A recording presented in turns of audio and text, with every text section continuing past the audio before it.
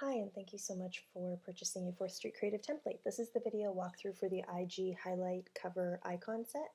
And when you get your link, it will direct you to a page that looks like this. You hit use template and you're ready to go. So if you're not using these as is, what you can do is you can change these slightly to suit your needs or drastically, whatever you'd like. So this template we did include 4 different sets so that it's easier for you to have a starting off point if you do want to change the color.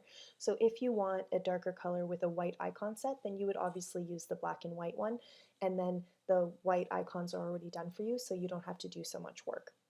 And the same goes with all of our sets. So we've done one that has a brown, one that has a darker color like a gray, a white, and a blue. So you can choose which one is closest to what you need in the final color product, and then that's going to make it easier for you to manipulate and edit along the way. So we're starting from this page here, and you're going to want to select whatever color you want to change. And in this tutorial, I'm going to change this color to a, let's say, a purple color.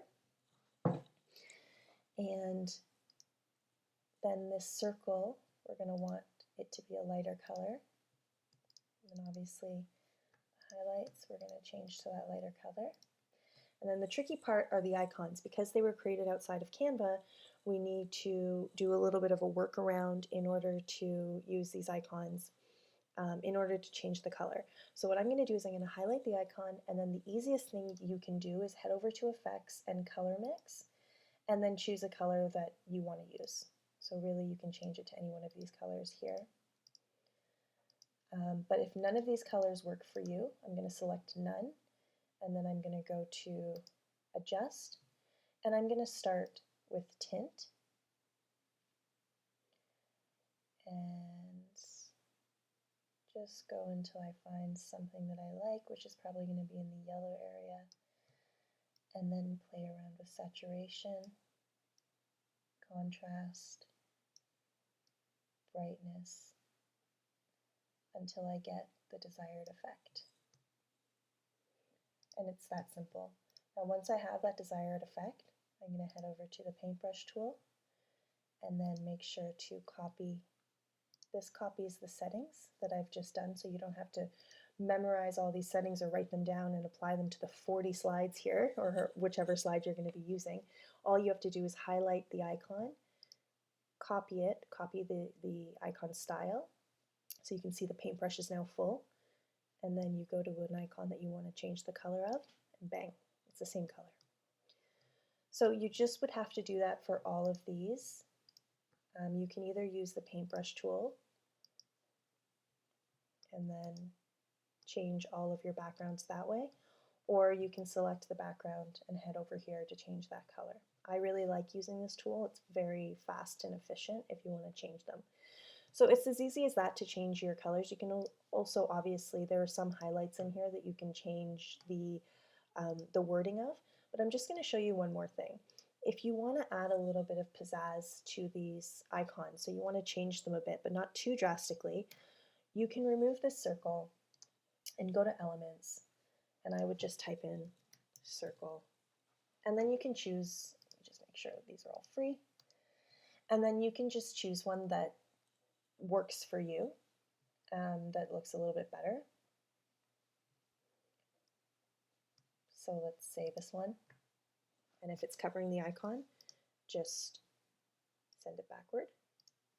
And then this way, what I can do is actually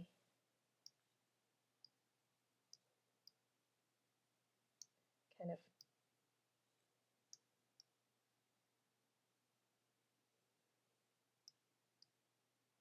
make it like a nice purple color, like that. So there's a lot that you can do with these. You can just make them your own however you'd like, and you can also obviously change the titles. So if you don't want this to be highlights, you might want this star to represent testimonials, you can change that as well. And then when you're happy with it, all you got to do is download these as PNG files. You can download all, or if you can select whichever one you do want to download. So let's work with this one that I've just changed, and this one. And I'm going to download that. and then they're going to be zipped into a folder in my downloads folder, and I'm going to be right back to show you how to put them all together on your Instagram page. Okay, so once you've downloaded your highlight set, you're going to want to go over to your profile in Instagram, and then go to this new highlight button. And then from here, what we're going to do is we're going to select stories that we want to include with that highlight set, and go over to next.